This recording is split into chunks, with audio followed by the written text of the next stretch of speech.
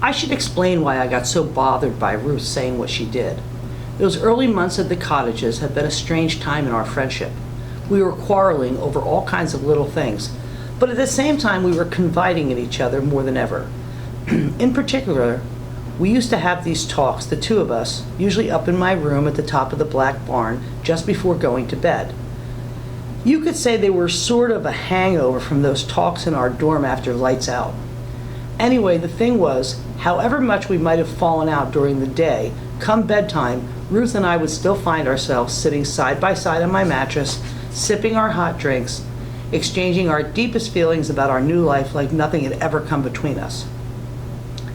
And what made those heart-to-hearts possible, you might even say what made our whole friendship possible during that time, was this understanding that we had that anything we told each other during those moments would be treated with careful respect, that we'd honor confidences, and that no matter how much we rode, we wouldn't use against each other anything we talked about during those sessions. Okay, this had never been spelt out exactly, but it was definitely, as I said, an understanding.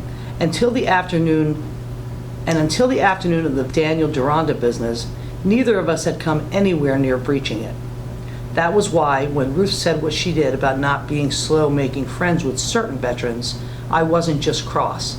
To me, it was a betrayal. Because there wasn't any doubt what she meant by it. She was referring to something I'd confided in her one night about me and sex. As you'd expect, sex was different at the cottages from how it had been at Hailsham. It was a lot more straightforward, more grown up. You didn't go around gossiping and giggling about who'd been doing it with whom. If you knew two students had had sex, you didn't immediately start speculating about whether they'd become a proper couple. And if a new couple did emerge one day, you didn't go around talking about it like it was a big event. You just accepted it quietly, and from then on, when you referred to one, you also referred to the other, as in Chrissy and Rodney, or Ruth and Tommy. When someone wanted sex with you, that too was much more straightforward. A boy would come up and ask if you wanted to spend the night in his room for a change, something like that. It was no big deal. Sometimes it was because he was interested in becoming a couple with you. Other times it was just for a one-nighter. The atmosphere, like I say, was much more grown up. But when I look back, the sex at the cottages seemed a bit functional. Maybe it was precisely because all the gossip and secrecy had gone, or maybe it was because of the cold. When I remember sex at the cottages, I think about doing it in freezing rooms in the pitch dark, usually under a ton of blankets. And the blankets weren't even blankets, but a really odd assortment. Old curtains, even bits of carpet. Sometimes it got so cold, you just had to pile anything you could over you, and if you were having sex at the bottom of it, it felt like a mountain of bedding was pounding at you, so that half the time you weren't sure if you were doing it with the boy or all that stuff. Anyway, the point is, I had a few one-nighters shortly after getting to the cottages. I hadn't planned it that way. My plan had been to take my time, maybe become part of a couple with someone I chose carefully. I'd never been in a couple before, and especially after watching Ruth and Tommy for a while, I was quite curious to give it a try for myself. As I say, that had been my plan, and when the one-nighters kept happening, it unsettled me a bit. This was why I decided to confide in Ruth that night. It was in many ways a typical evening session for us. We'd brought up our mugs of tea and we were sitting in my room side by side on the mattress, our heads slightly stooped because of the rafters. We talked about the different boys of the cottages and whether any of them might be right for me. And Ruth had been at her best, encouraging, funny, tactful, wise. That's why I decided to tell her about the one-nighters. I told her how they'd happened without my really wanting them to, and how, even though we couldn't have babies from doing it, the sex had done funny things to my feelings, just as Miss Emily had warned. Then I said to her, "Ruth, I wanted to ask you, do you ever get so you just really want to have to do it? With anybody almost?" Ruth shrugged, then said, "I'm in a couple, so if I want to do it, I just do it with Tommy." I said, "I suppose so. Maybe it's just me anyway. There might be something not quite right with me down there." because sometimes I just really, really need to do it. That's strange, Kathy. She fixed me with a concerned look, which made me feel all the more worried. I said, so you don't ever get like that? She shrugged again. Not so as I do it with just anybody. What you're saying does sound a bit weird, Kathy, but maybe it'll calm down after a while. I said, sometimes it won't be there for ages, then it suddenly comes on. It was like that the first time it happened. He started snogging me, and I just wanted him to get off. Then suddenly, it just came on out of nowhere. I just really had to do it. Ruth shook her head again. It does sound a bit weird, but it'll probably go away. It's probably just to do with the different food we're eating here.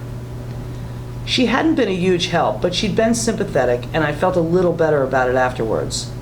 That's why it was such a jolt to have Ruth suddenly bring it up the way she did in the middle of an argument we were having in the field. Okay, there was probably no one to overhear us, but even so, there was something not at all right about what she'd done.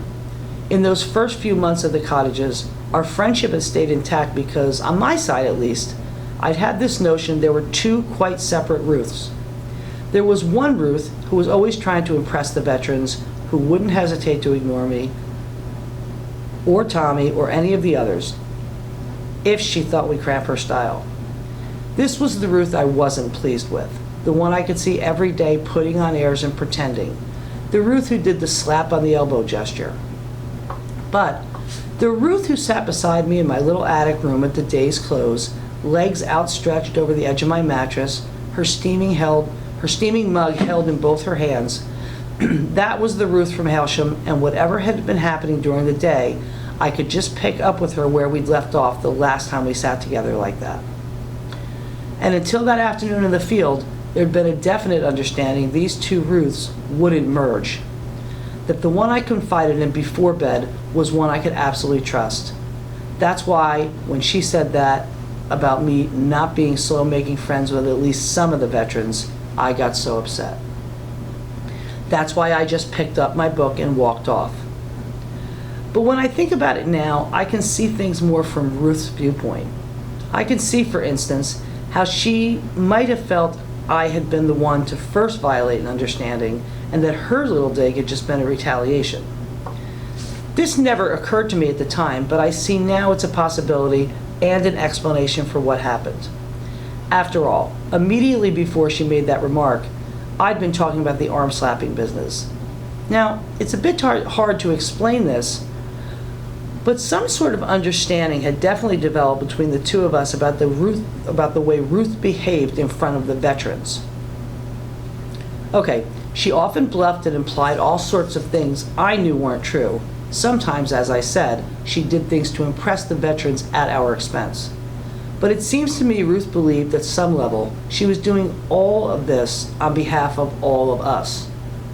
And my role as her closest friend was to give her silent support, as if I was in the front row of the audience when she was performing on stage. She was struggling to become someone else, and maybe felt the pressure more than the rest of us because, as I say, she'd somehow taken on the responsibility for all of us. In that case, then, the way I talked about her slap on the elbow thing could be seen as a betrayal, and she might well then have felt justified retaliating as she had. As I said, this explanation only occurred to me recently. At the time, I didn't look at the larger picture or at my own part in it. I suppose in general, I never appreciated in those days the sheer effort Ruth was making to move on, to grow up, and leave Hailsham behind. Thinking about this now, I'm reminded of something she told me once when I was caring for her in the recovery center in Dover. We'd been sitting in her room, watching the sunset, as we often did, enjoying the mineral water and biscuits I'd brought, and I'd been telling her how I still had most of my old Hailsham collection box safely stowed inside my pine chest in my bedset.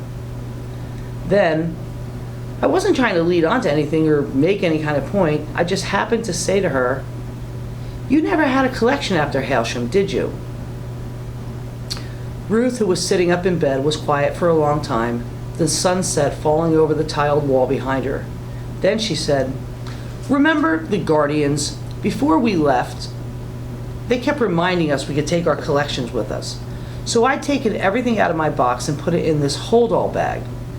My plan was I'd find a really good wooden box for it all once I got to the cottages. But when I got there, I could see none of the veterans had collections. It was only us. It wasn't normal. We must have all realized it. I wasn't the only one, but we didn't really talk about it, did we? So we didn't go looking for a new box. My things all stayed in the hold-all bag for months. Then in the end, I threw them away. I stared at her. "You put your collection out with the rubbish?" Ruth shook her head, and for the next few moments seemed to be going through in her mind all the different items in her collection. Finally, she said, "I put them all in a bin bag, but I couldn't stand the idea of putting them out with the rubbish. So I asked old Keffers once when he was about to drive off if he'd take the bin bag to the shop. I knew about charity shops. I'd found it all out. Keffers rummaged in the bag a bit. He didn't know what any of it was. Why should he? And he did this laugh and said no shop he knew would want stuff like that. And I said, but it's good stuff, really good stuff. And he could see I was getting a bit emotional, and he changed his tune. He said something like, "All right, Missy, I'll take it along to the Oxfam people." Then he made a real effort and said, "Well, now I've got a closer look, you're right. It is pretty good stuff." He wasn't very convincing, though. I suppose he just took it away and put it in some bin somewhere. But at least I didn't have to know that. Then she smiled and said, "You were different, I remember. You were never embarrassed about your collection, and you kept it. I wish now I'd done that too." What I'm saying is that we were all of us struggling to adjust to our new life, and I suppose we all did things back then we later regretted. I was really upset by Ruth's remark at the time, but it's pointless now trying to judge her or anyone else for the way they behaved during the early days at the cottages. As the autumn came on and I got more familiar with our surroundings, I began noticing I'd missed things I missed earlier. There was, for instance, the odd attitude to students who'd recently left. The veterans were never slow coming out with funny anecdotes about characters they'd met on trips to the White Mansion or to Poplar Farm. But they hardly ever mentioned students who, right up until just before we'd arrived, must have been their intimate friends. Another thing I noticed, and I could see it tied in, was the big hush that would descend around certain veterans when they went off on courses, which even we knew had to do with becoming carers. They could be gone for 4 or 5 days, but were hardly mentioned in that time, and when they came back, no one really asked them anything. I suppose they might have talked to their closest friends in private, but there was definitely an understanding that you didn't mention these trips out in the open.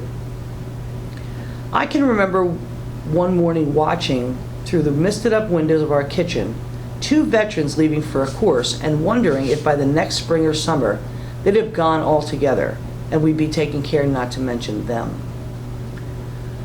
But it's perhaps stretching it to claim students who'd left were an actual taboo. If they had to be mentioned, they got mentioned. Most commonly, you'd hear them referred to indirectly in connection with an object or a chore. For example, if repairs were needed to a downpipe, there'd be a lot of discussion about the way Mike used to do it. And there was a tree stump outside the Black Barn everyone called Dave's Stump because for over 3 years, until a few weeks before our arrival, he'd sat on it to read and write, sometimes even when it was raining or cold. Then, maybe most memorably, there was Steve. None of us ever discovered anything much about the sort of person Steve had been, except that he liked porn magazines. Every now and then, you'd come across a porn mag at the cottages, thrown behind a sofa or amidst a pile of old newspapers. They were what you'd call soft porn, though we didn't know about such distinctions then. We'd never come across anything like that before and didn't know what to think. The veterans usually laughed when one showed up and flicked through it quickly in a blasé way before throwing it aside, so we did the same. When Ruth and I were remembering all this a few years ago, she claimed there were dozens of these magazines circulating around the cottages. No one admitted to liking them, she said, but you remember how it was. If one turned up in a room, everyone pretended to find it dead boring. Then you came back half an hour later and it would always be gone. Anyway, my point is that whenever one of these magazines turned up, people would claim it was a leftover from Steve's collection. Steve, in other words, was responsible for every porn mag that ever showed up. As I say, we never found out much else about Steve. We did, though, see the funny side of it even then. So that when someone pointed out and said, "Oh, look, one of Steve's magazines," they did it with a bit of irony. These magazines, incidentally, used to drive old Keffers mad. There was a rumor that he was religious and dead against not just porn, but sex in general. Sometimes he'd work himself into a complete state. You could see his face under his gray whiskers blotchy with fury, and he'd go thudding around the place, barging into people's rooms without knocking, determined to round up every one of Steve's magazines. We did our best to find him amusing on these occasions, but there was something truly scary about him in these moods. For one thing, the grumbling he usually kept up suddenly stopped, and this silence alone gave him an alarming aura. I remember one particular time when Keffers had collected up 6 or 7 of Steve's mags and stormed out with them to his van.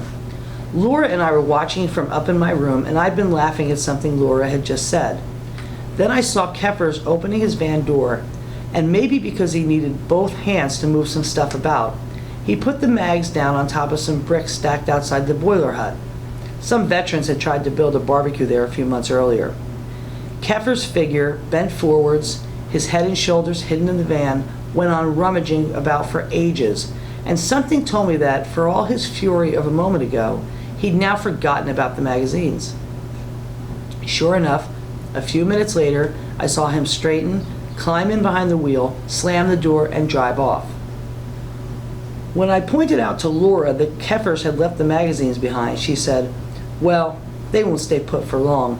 He'll just have to collect them all up again next time he decides on a purge." But when I found myself strolling past the boiler hut about half-hour later, I saw the magazines hadn't been touched. I thought for a moment about taking them up to my room, but then I could see if they were ever found there, I'd get no end of teasing, and how there was no way people would understand my reasons for doing such a thing. That was why I picked up the magazines and went inside the boiler hut with them. The boiler hut was really just another barn built onto the end of the farmhouse, filled with old mowers and pitchforks, stuff Keffers reckoned wouldn't catch a light too easily if one day the boiler decided to blow up. Keffers also kept a workbench in there, so I put the magazines down on it, pushed aside some old rags, and heaved myself up to sit on the tabletop. The light wasn't too good, but there was a grimy window somewhere behind me, and when I opened the first magazine, I found I could see well enough. There were a lot of pictures of girls holding their legs open or sticking their bottoms out. I'll admit, there have been times when I've looked at pictures like that and felt excited, though I've never fancied doing it with a girl. But that's not what I was after that afternoon. I moved through the pages quickly, not wanting to be distracted by any buzz of sex coming off the pages. In fact, I hardly saw the contorted bodies because I was focusing on the faces. Even in the little adverts for videos or whatever tucked away to the side, I checked each model's face before moving on. It wasn't until I was nearing the end of the pile that I became certain there was somebody standing outside the barn just beside the doorway. I'd left the door open because that's how it was normally and because I wanted the light. And twice already I found myself glancing up, thinking I heard some small noise. But there'd been no one there, and I'd just gone on with what I was doing. Now I was certain, though, and lowering my magazine, I made a heavy sighing sound that would be clearly audible. I waited for giggling, or maybe for 2 or 3 students to come bursting into the barn, eager to make the best of having caught me with a pile of porn. But nothing happened. So I called out in what I tried to make a weary tone. "Delighted you could join me, why be so shy?" There was a little chuckle, then Tommy appeared at the threshold. "Hi, Kath," he said. "Come on in, Tommy, join in the fun." He came toward me cautiously, then stopped a few steps away. Then he looked over to the boiler and said, "I don't know you like that sort of stuff." "Well, girls are allowed too, aren't we?" I kept going through the pages, and for the next few seconds he stayed silent. Then I heard him say, "I wasn't trying to spy on you, but I saw you from my room. I saw you come out here and pick up that pile Keffers left. Well, Tommy, you're very welcome to them when I finished. He laughed awkwardly. It's just sex stuff. I expect I've seen them all already. He did another laugh, but then when I glanced up, I saw he was watching me with a serious expression. Then he asked, "Are you looking for something, Kath?" "Well, what do you mean? I'm just looking at dirty pictures." He said, "Just for kicks?" I put down one mag and started on the next one and said, "I suppose you could say that." Then I heard Tommy's steps coming nearer until he was right up to me.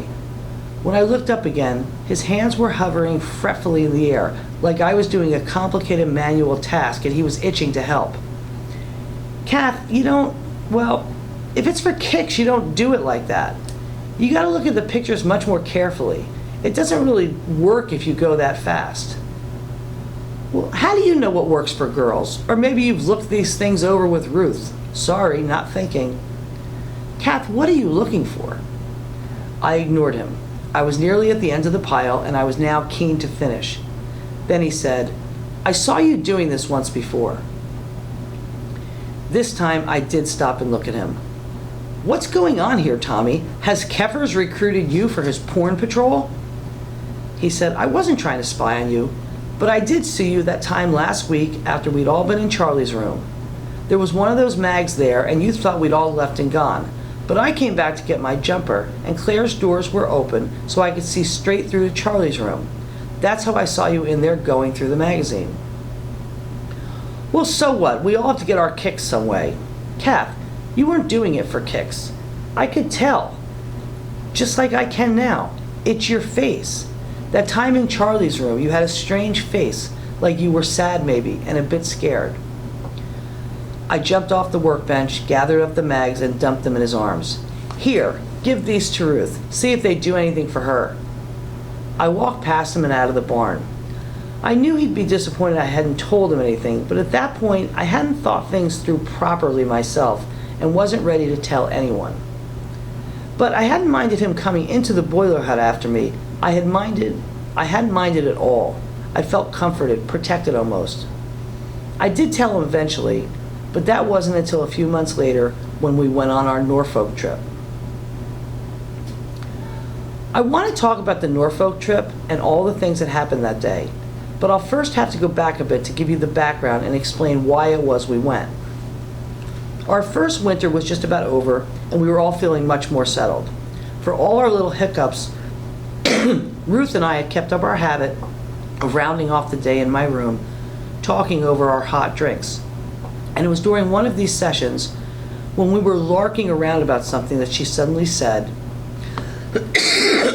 excuse me, she suddenly said, "I suppose you've heard what Chrissy and Rodney had been saying."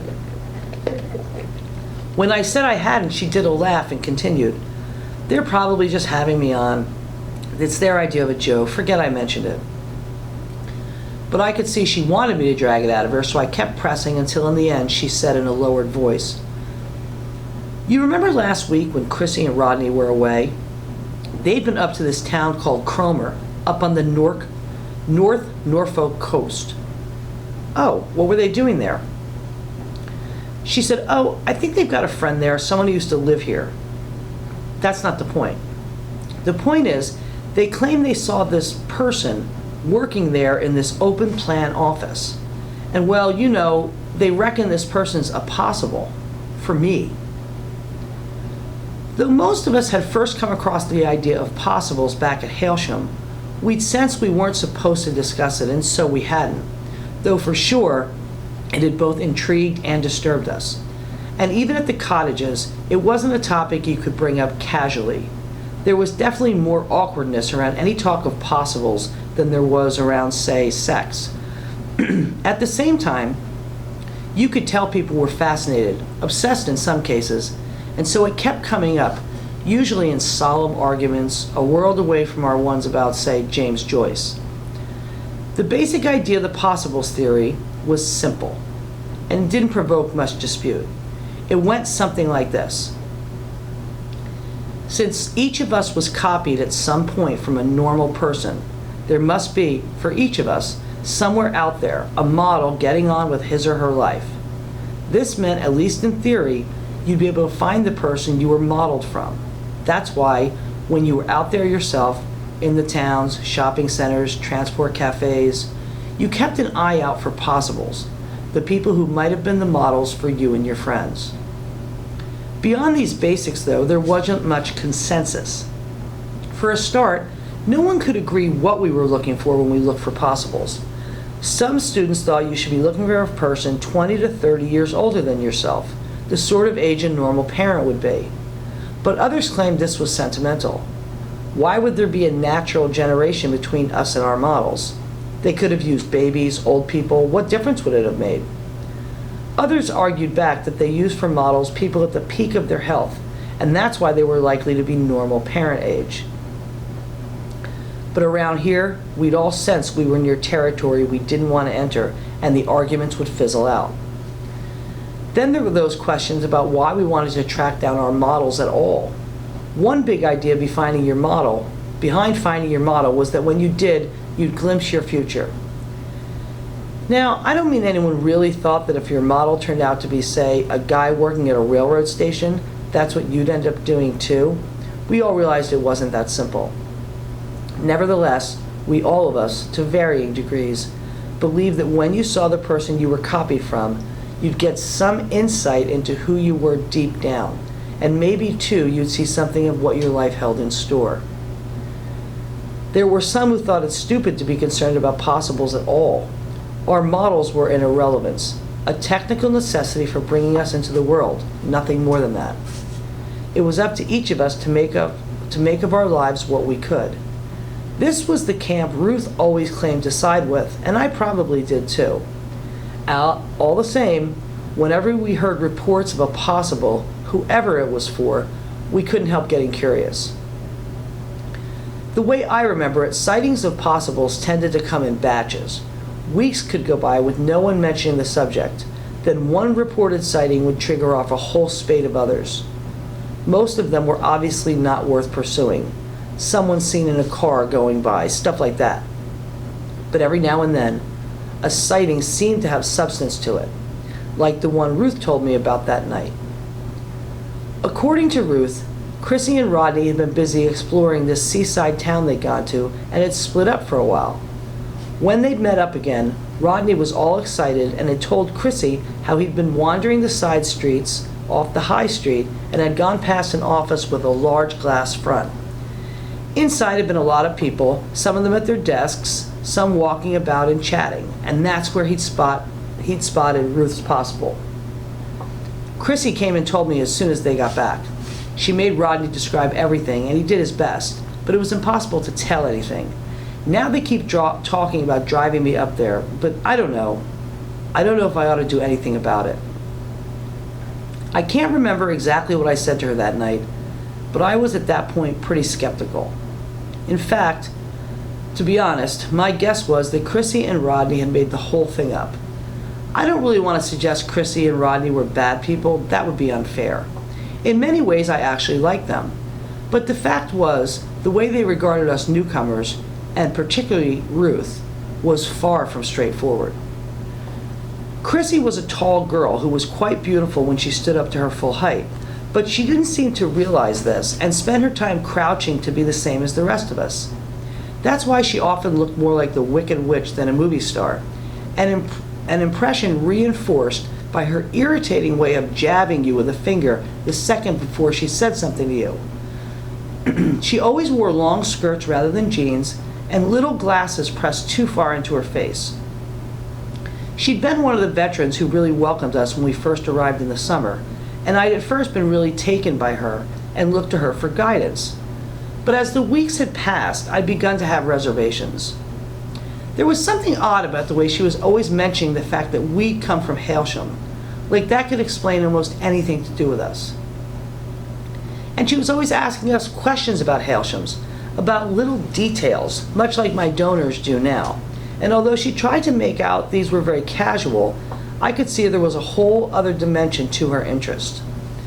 Another thing that got to me was the way she always seemed to want to separate us, taking one of us aside when a few of us were doing something together, or else inviting two of us to join in something while leaving another two stranded. It was that sort of thing. You'd hardly ever see Chrissy without her boyfriend Rodney.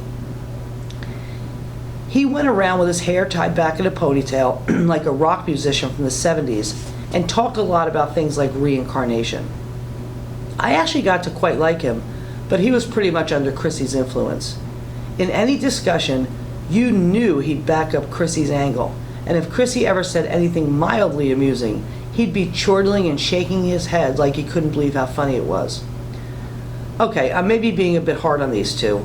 When I was remembering them with Tommy not so long ago, he thought they were pretty decent people. But I'm telling you this now to explain why I was so skeptical about their reported sighting of Ruth's possible. As I say, my first instinct was not to believe it and to suppose Chrissy was up to something. The other thing that made me doubtful about all this had to do with the actual description given by Chrissy and Rodney.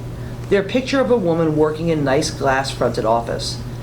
To me, at the time, this seemed just too close a match to what we then knew to be Ruth's dream future.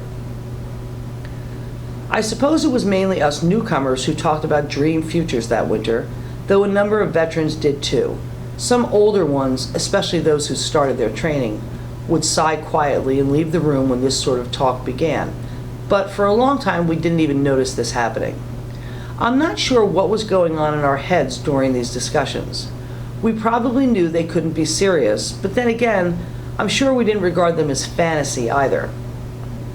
Maybe once Hailsham was behind us, it was possible just for that half year or so, before all the talk of becoming carers, before the driving lessons, all those other things, it was possible to forget for whole stretches of time who we really were.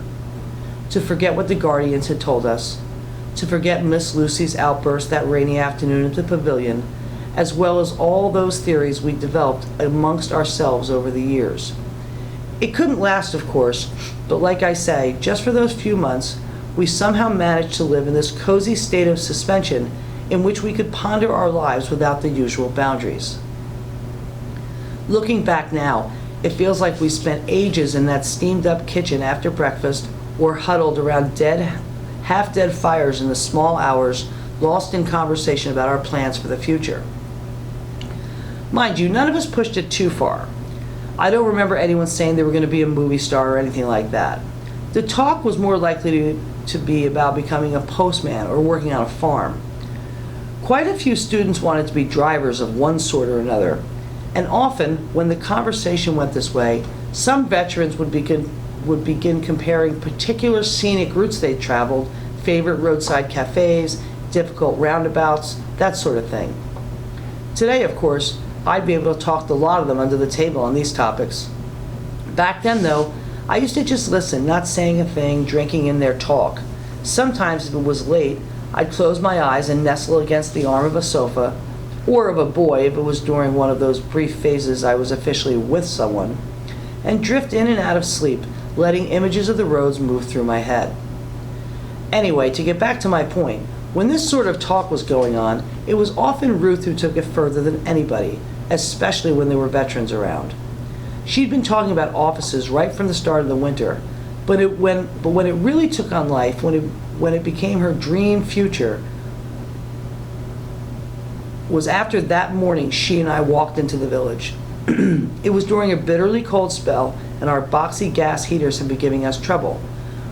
We'd spend ages trying to get them to light, clicking away with no result, and we'd have to give up on them more and more, and along with them, the rooms they were supposed to heat. Keffers refused to deal with it, claiming it was our responsibility. But in the end, when things were getting really cold, he'd handed us an envelope with money and a note of some igniter fluid we had to buy. So Ruth and I had volunteered to walk to the village to get it. And that's why we were going down the lane that frosty morning. We reached a spot where the hedges were high on both sides and the ground was covered in frozen cowpats when Ruth suddenly stopped a few steps behind me. It took me a moment to realize that by the time I turned back to her, she was breathing over her fingers and looking down, engrossed by something beside her feet. I thought maybe it was some poor creature dead in the frost, but when I came up, I saw it was a color magazine. Not one of Steve's magazines, but one of those bright, cheerful things that come free with newspapers. It had fallen open at this glossy double page, and though the paper had gone soggy and there was mud at one corner, you could still see it well enough. It showed this beautifully modern, open-plan office with 3 or 4 people who worked in it having some kind of joke with each other. The place looked sparkling, and so did the people. Ruth was staring at this picture and, when she noticed me beside her, said, "Now that would be a proper place to work." Then she got self-conscious, maybe even cross that I'd caught her like that, and set off again much faster than before. But a few evenings later, when several of us were sitting around a fire in the farmhouse, Ruth began telling us about the sort of office she'd ideally work in, and I immediately recognized it. She went into all the details: the plants, the gleaming equipment, the chairs with their swivels and casters, and it was so vivid everyone let her talk uninterrupted for ages. I was watching her closely, but it never seemed to occur to her I might make the connection. Maybe she'd even forgotten herself where the image had come from. She even talked at one point about how the people in her office would be dynamic, go-ahead types. And I remembered clearly those same words written in big letters across the top of the advertisement. "Are you the dynamic, go-ahead type?" Something like that. Of course, I didn't say anything. In fact, listening to her, I even started wondering if maybe it was all feasible.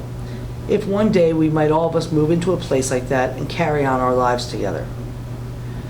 Chrissy and Rodney were there that night, of course, hanging on to every word. And then for days afterward, Chrissy kept trying to get Ruth to talk some more about it. I passed them sitting together in the corner of a room, and Chrissy would be asking, "Are you sure you wouldn't put each other off working all together in a place like that just to get Ruth going at it again?" The point about Chrissy, and this applied to a lot of the veterans, was that for all her slightly patronizing manner toward us when we first arrived, she was awestruck about us being from Hailsham. It took me a long time to realize this. Take the business about Ruth's office. Chrissy would never herself talked about working in any office, never mind one like that. But because Ruth was from Hailsham, somehow this whole notion came within the realm of the possibility. That's how Chrissy saw it, and I suppose Ruth did say a few things every now and then to encourage the idea that, sure enough, in some mysterious way, a separate set of rules applied to us Hailsham students. I never heard Ruth actually lie to veterans. It was more to do with not denying certain things, implying others. There were occasions when I could have brought the whole thing down over her head, but if Ruth was sometimes embarrassed catching my eye in the middle of some story or other, she seemed confident I wouldn't give her away, and of course I didn't. So that was the background to Chrissy and Rodney's claim to have seen Ruth's possible, and you can maybe see now why I was wary about it. I wasn't keen on Ruth going with them to Norfolk, though I couldn't really say why, and once it became clear she was completely set on going, I told her I'd come too. At first, she didn't seem too delighted, and there was even a hint that she wouldn't let Tommy come with her either. In the end, though, we all went, the 5 of us. Chrissy, Rodney, Ruth, Tommy, and me.